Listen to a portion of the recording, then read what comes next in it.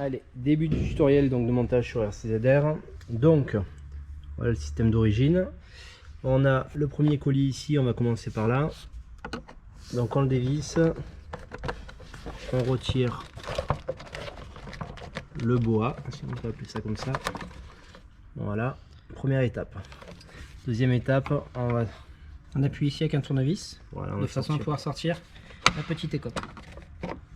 Il ne reste plus qu'à tirer le tout pour déclipser la boîte à air qui est fixée au départ sur cette patte là. Donc cette patte qui va servir à fixer notre récupérateur d'huile. Donc là il faut appuyer sur les deux clips latéraux et sortir.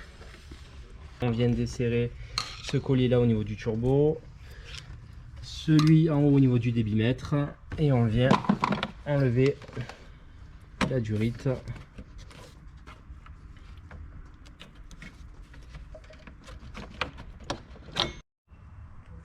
Premier raccord, il faut tirer dessus et déclipser. Il faut pousser avec un tournevis la partie jaune de façon à pouvoir déclipper le raccord.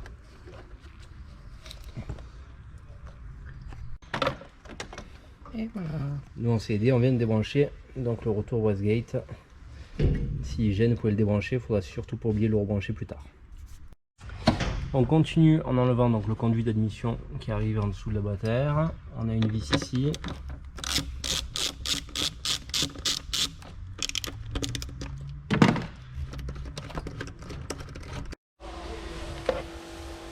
Donc il faut bien faire attention à lever le clip qui est ici. À lever le clip ici avec un tournevis. Et après on tire et ça vient.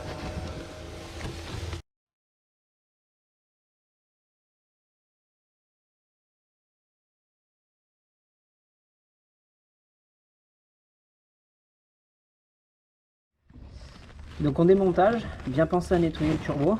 Comme vous voyez, c'est pour ça qu'on met un bac récupérateur d'huile.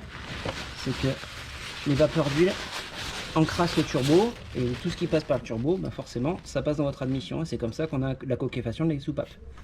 Problème connu, les injections directes. Donc là, on attaque le débitmètre. Ici, on appuie.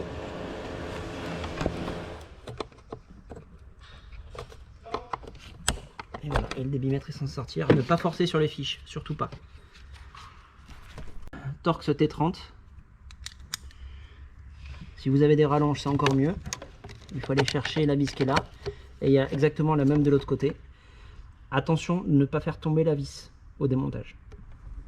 Attention de ne pas perdre la vis. Celle-là, si elle tombe, on la récupère jamais.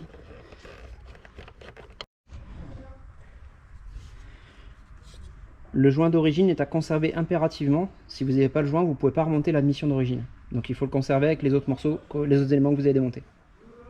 Et on va commencer à défaire le scotch qui protège le faisceau. On ne touche pas le faisceau, on surtout ne mange pas les fils, on va juste ouvrir le scotch.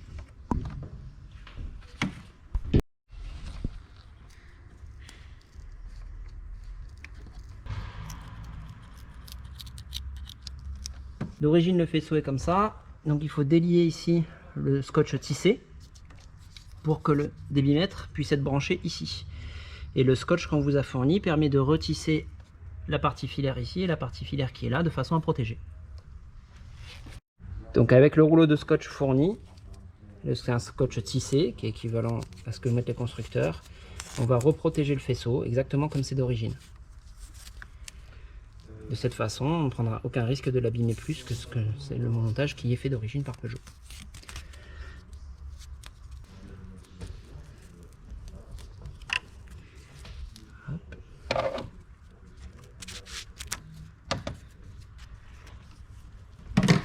Alors concernant le récupérateur d'huile, le kit entier, on a deux vis qui ne sont pas utiles du coup sur notre montage.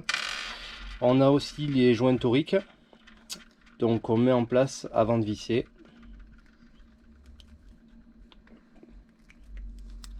Voilà, vous avez une petite gorge ici, et après on peut visser pour mettre en place.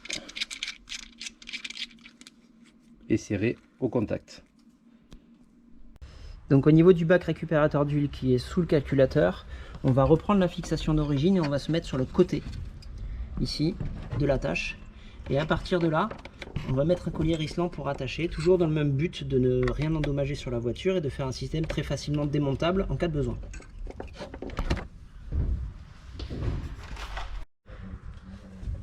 Donc le collier risselant part de derrière, fait le tour et se rattache à l'attache d'origine.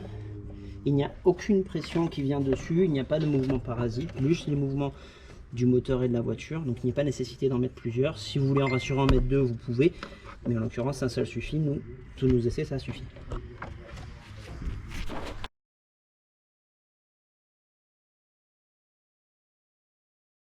Alors petite précision, vu qu'on est sur le même moteur que la 308 GTI, il y a des étapes qui sont sensiblement les mêmes, voire exactement les mêmes. Donc on reprend des vidéos de la 308 GTI qu'on met sur ce montage. La première durite donc qui est sur mesure, qui s'emmanche en force directement au niveau du retour cache-culbuteur. Voilà. Tant qu'à faire, on va faire joli.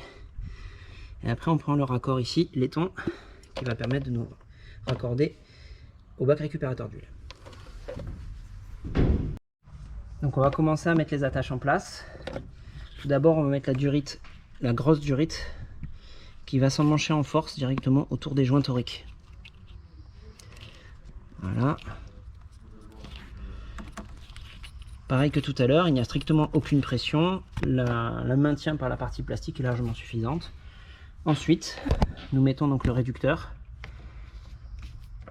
Et voici, on est passé en 10 mm. Alors on vous présente le cheminement des durites pour aller au récupérateur d'huile. On a deux colliers ici. La durite souple qui va passer derrière la durite de turbo, dessous. On arrive à un T et on va au récupérateur d'huile. Du récupérateur d'huile, on revient ici et on se rebranchera sur le repiquage du turbo. Donc le chemin définitif doit être exactement comme ça. Ici jusqu'à la croix, on remonte et du récupérateur d'huile, on repart jusqu'au repiquage contre la pompe à vide.